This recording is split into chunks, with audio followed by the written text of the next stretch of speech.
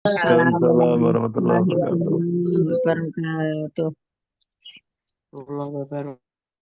Bismillah, alhamdulillah.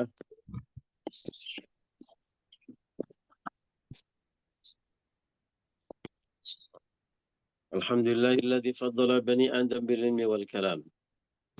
Salatu wassalamu ala sayyidil anam Muhammadin wa ala alihi wa ashabihi alladhina nurut dhalam.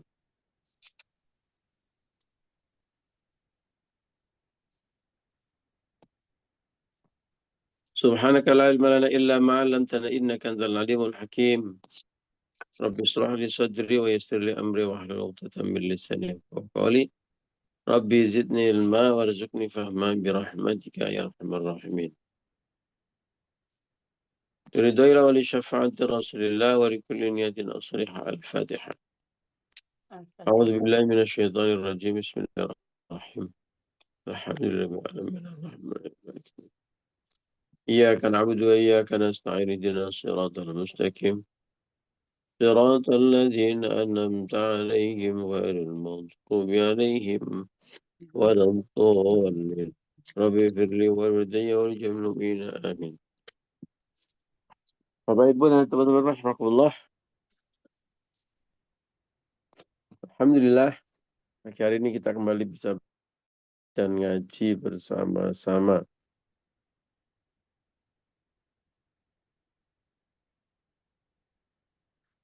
Hari ini kita ngaji Nashihul Ibad. Kita sudah sampai di mana, Bu Maimunah? Ya Ustaz, kayaknya Ustaznya ngantuk deh. Itu di sana kita udah sampai bab 3 makalah ke-38 yang diriwayatkan dari Ka'ab al-Ahbar. Ka'ab al-Ahbar ini adalah guru besar orang Yahudi. Pada zaman era Umar bin Khattab, beliau mendapat hidayah dan masuk Islam. Menurut beliau ada 3 benteng orang beriman dari godaan setan. Yang pertama adalah masjid. Karena di masjid adalah tempat orang berzikir dan dapat lindungan atau rumahnya malaikat.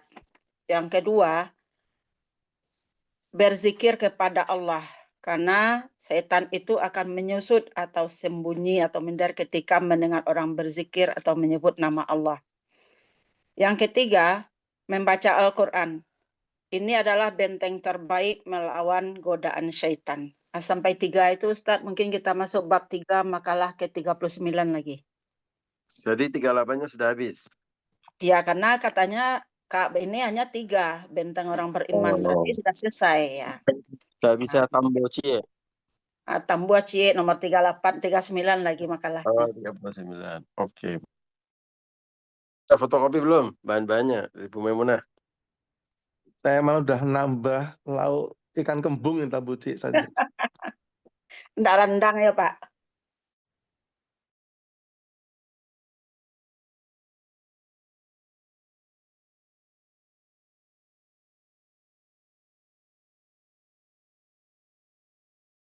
Kita sesuai arahan dari Bu Maimunah. Kita lanjut di makalah ke-36. 39 Ustaz. 39 ya Allah. Balik lagi nanti ke belakang. Bahaya betul ini sambil ngantuk ini ya. Iya, kedengaran aja Ustaznya ngantuk nih. Iya. 39 dibalik deh. Angkanya dari 36. Ya Allah. Baik. A'udzubillahi minasyaitonirrajim. Bismillahirrahmanirrahim. Wahai setan-setan yang membuat kita ngantuk, pergilah. Kita mau mengaji Nashihul Ibad bab 3 makalah ke-39.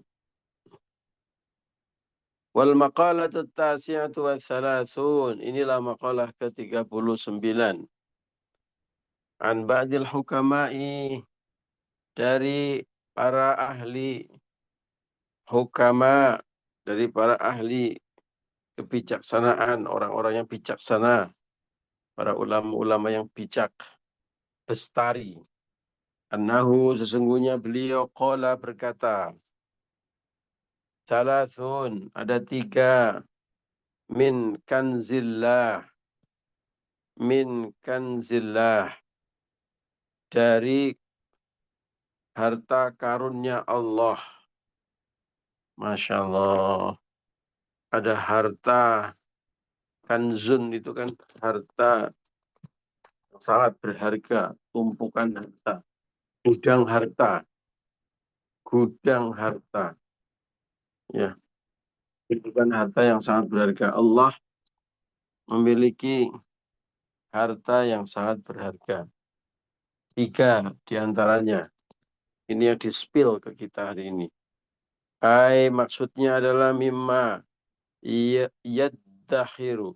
Yaddahirullahu ta'ala. Yaitu perkara-perkara simpan. Simpan.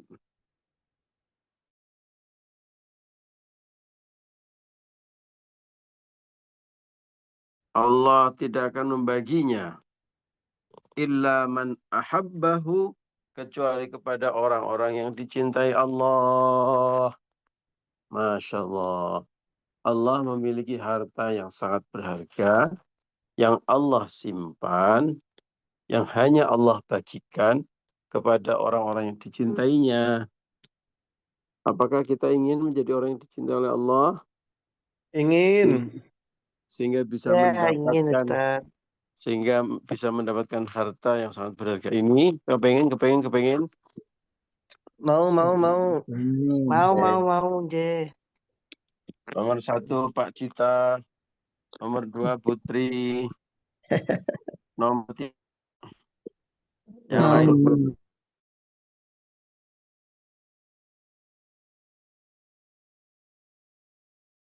Alhamdulillah. siapa lagi? Nomor 4 Bu Memunah. Nomor 5 siapa lagi? Aduh, siapa yang mau? Faris. Siap. Pak Aris mau, Kak Lulu mau, Bu Aiza mau enggak? Udah Faisal mau enggak? Malah Bu Eni bagi. mau enggak? Dikasih harta yang sangat berharga oleh Allah. Allah tidak akan membagi harta ini kecuali kepada orang yang dicintai. Mau banget, Pak. Alhamdulillah, mau bingit. Bu Nana mau enggak? Pak Mukorobin mau enggak? Bu Lira mau enggak? Bu Evi mau enggak? Mau ya semuanya ya. Bu Sri Wahyu Ningsih mau enggak? Pak Ustadz Ulun baru masuk, baru pulang sholat. Oh, Masya Allah. Alhamdulillah. Maaf, terlambat masuk. Tadi udah di online kan Bu sama Aiza Andi. dapat tawaran harta sekali itu baru masuk. Bu Aiza mau enggak? Alhamdulillah, mau banget. Allah punya harta yang sangat berharga. Dan 3 hal ini di-spill.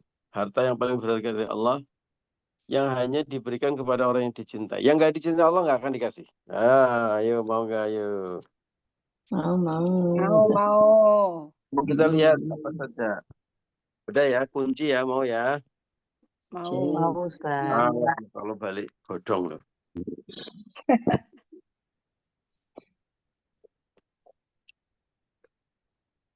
Yang pertama adalah al-fakru alias kefakiran. Oh iya tokono. Wahua yang disebut dengan kefakiran adalah faqdu ma yahtaju ilaih. Kefakiran adalah tidak adanya perkara yang ia butuhkan. Ya. Kecuali ilaihi, kepada Allah. Nah, ini mau lebaran ini. Biasanya orang galau. Mau bagi-bagi THR. Mau beli baju baru. Anak-anak minta jalan-jalan. Harus mudik. Udah gitu, rumahnya harus Renov. direnovasi. Nah, bayar zakat karena selama ini tidak bayar zakat, pengeluaran meningkat. Nggak jadi beli baju, Pak. Beli terus belum beli kue-kue. Loh, kok kesulitan dalam kefakiran ini jadi tanda bahwa Allah mencintai kita, ini gimana ini ceritanya? Rupanya ada rahasia di balik itu, Bapak Ibu. Ya. Pertama, kita harus memaknai apa itu kefakiran. Sebagaimana tadi disebutkan di dalam makalah tadi. Ya. Orang fakir itu adalah orang yang nggak butuh kepada apapun, ya, kecuali kepada Allah Ta'ala. Makanya disebutkan al-fakir, al-fakir billah, fakir kepada Allah. Ya, butuhnya hanya kepada Allah. Nah, orang kalau sudah bisa membebaskan diri dari butuh kepada selain Allah, maka nggak penting selain Allah itu. Ya, selain Allah itu apa sih? Urusan dunia. Ya. Sekali lagi ya, jangan salah paham. Menganggap nggak penting itu bukan berarti nggak boleh memiliki atau pasti tidak memiliki loh. Ya, saya ulangi ini pelan-pelan karena ini wattnya lagi rendah gitu kan. Menganggap sesuatu nggak penting buat kita itu bukan berarti kita nggak boleh memiliki atau nggak boleh ada pada diri kita. Ya, contoh misalnya.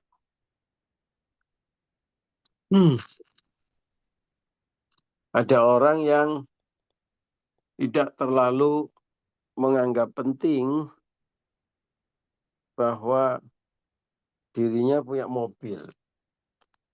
Ya. Nggak penting. Karena nggak penting, dia tidak mempertaruhkan segala-galanya agar dirinya punya mobil. Biasa aja. Punya mobil, ya oke, dipakai. Nggak punya mobil, juga nggak dibela-belain amat agar bisa punya mobil. Ya. Itu bukan berarti dia nggak boleh punya mobil. Katanya nggak mau anggap.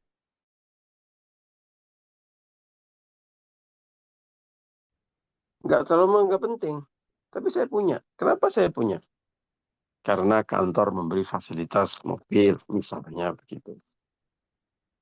Andai, nah ini bedanya. Bedanya orang yang fakir sama yang tidak fakir. Bedanya orang yang butuh sama orang yang... Ya. Andai dia nggak punya, maka dia karena nggak butuh, dia tidak akan melakukan apa saja agar bisa dapat mobil. Ya, nggak punya mobil, naik kereta, KRL, naik ojek online, ya, nebeng temen, naik bis kota, tidak ada masalah. Dan karena nggak ada masalah, maka dia nggak malu. Dia tidak under pressure. Dia tidak merasa dirinya terdolimi dan tersiksa. Biasa aja. Asik aja. Nah, menikmati. Happy, bahkan bersyukur. Ya. Karena hatinya nggak diprovokasi oleh perasaan butuh secara berlebihan terhadap mobil. Santai aja. Ya. Sama dengan kita misalnya biasa bepergian naik kereta api keluar kota, naik angkutan umum keluar kota, naik bus misalnya. Tiba-tiba kita kok naik pesawat lebih cepat, atau bahkan kemudian naik pesawat pribadi lebih cepat. Ya nggak apa-apa, bukannya nggak boleh.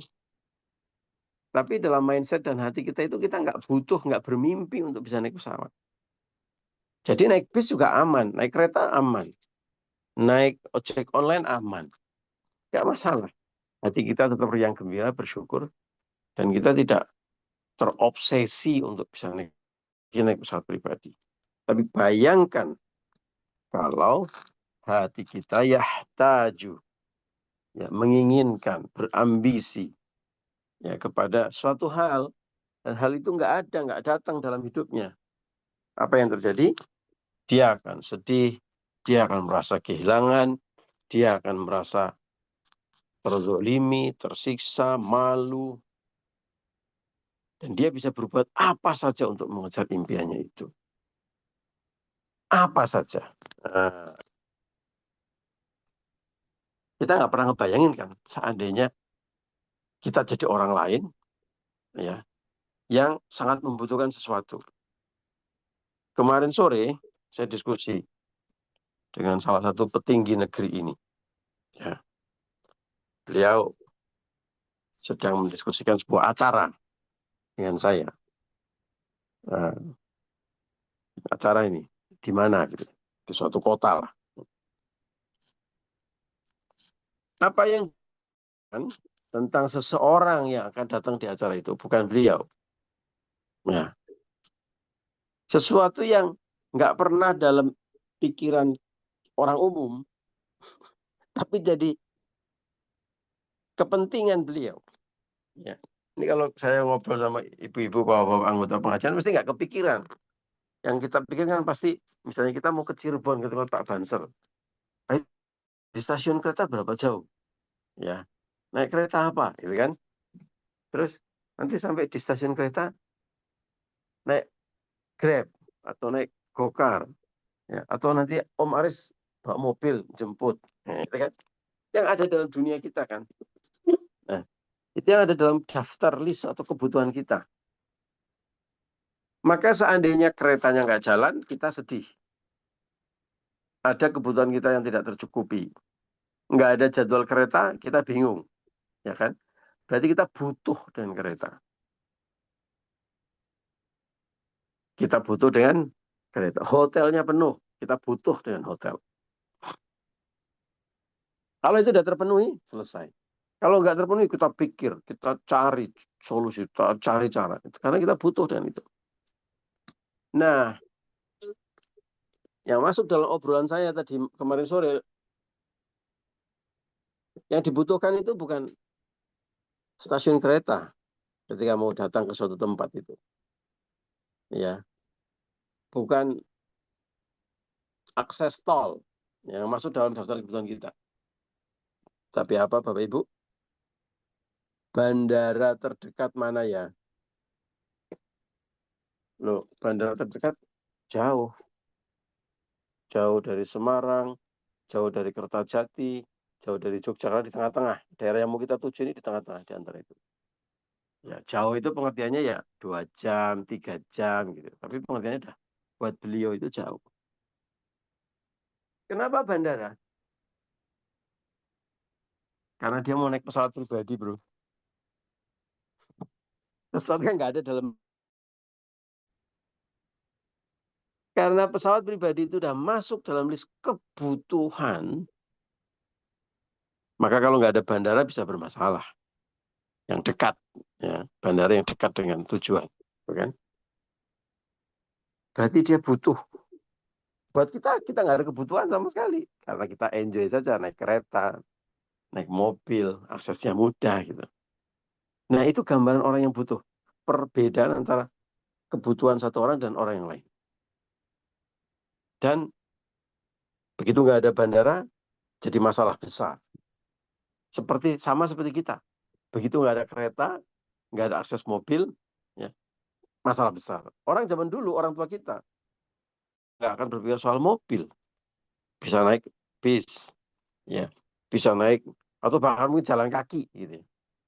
Karena daftar kebutuhan orang beda-beda. Ada orang yang sangat butuh dengan handphone. Tapi ada orang yang cuek-cuek saja. Nggak butuh handphone. Gus Baha itu nggak pakai handphone sekarang. Ya, dulu beliau pakai handphone jelek, itu butut itu. Orang pentingnya seperti itu dicari orang banyak, bahkan menteri aja sowan ke rumahnya. Nggak punya handphone. Coba. Banyak. Gus Anam, Banyumas. Nggak punya handphone, nggak mau pakai handphone. Karena nggak butuh, nggak yahtaju ilaih. Nggak butuh dan itu. Maka nggak ada dalam hidupnya bingung, nggak ada paket. Bingung, nggak ada sinyal. Nggak ada, cuek aja gitu. Ya buktinya hidup-hidup aja tuh, aman-aman saja, bisa ngajar di mana-mana, kemana-mana. Tapi kita nggak ada handphone, sehari aja udah, waduh, gulung koming. Jangankan sehari aja nggak ada handphone, bingung. Handphone ketinggalan, handphone ketelingsut, udah bingung gimana. Karena kita butuh dengan handphone. Nah itu orang fakir itu kalau orang yang butuh. Nah Allah memberikan kefakiran kepada kita. Itu tanda Allah mencintai kita. Fakirnya itu hanya kepada Allah. Butuhnya hanya kepada Allah. Yang membuat seseorang itu mungkin tidak punya uang yang banyak, tidak punya simpanan harta yang banyak. Ya. Tapi itu justru tanda Allah cinta kepada kita karena sedang mengkondisikan, membuat kita, membantu kita fokus kepada Allah, tidak terpaut, tidak butuh kepada urusan dunia. Itulah Bapak Ibu. Makanya lihat coba. Kira-kira orang yang berdoa kepada Allah, atau kita, jangan orang lah, kita ini. Berdoa, memohon, tirakat, puasa, ya, banyak baca Quran, ya, banyak istighfar, banyak semuanya. Itu ketika rezeki mengalir deras, atau apa ketika lebih banyak mana? Ketika rezeki mengalir deras, atau ketika justru lagi sulit, lagi sempit.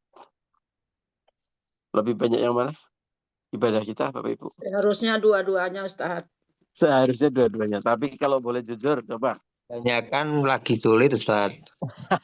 Betul sekali. Hati kita bergetar, berdoa. Malam hari, siang hari, ya, puasa, hajud, sholat hajat.